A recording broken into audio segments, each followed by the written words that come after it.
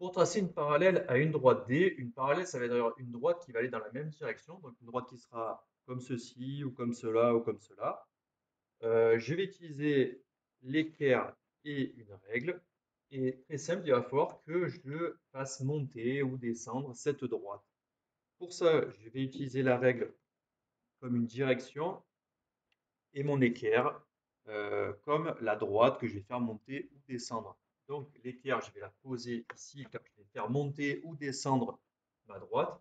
Et pour garder la bonne direction, je vais poser ma règle contre.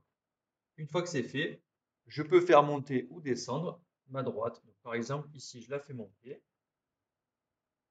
et je trace ma parallèle. Première façon de faire. Donc ça, c'est construction avec l'équerre et la règle. Une deuxième, ça va être de prendre la même distance. Ça veut dire que deux droites sont parallèles si elles ont entre deux points l'une de l'autre la même distance. Donc, je vais prendre une distance à laquelle j'ai envie de faire ma parallèle. Par exemple, je vais prendre 2 centimètres. Je pose mon équerre parce que pour avoir une distance, il faut que je sois perpendiculaire à la droite et je vais choisir 2 centimètres. Je fais des pointillés pour mentionner ma distance. Ça veut dire que j'ai un premier point de ma droite à 2 centimètres de ma première droite. Et pour tracer une droite, il me faut deux points. Donc, je vais tracer un deuxième point. Je peux en prendre 3, 4, 5, mais deux me suffiront.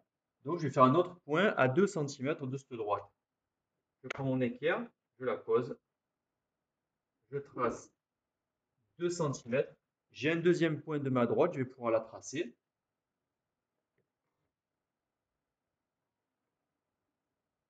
La voici.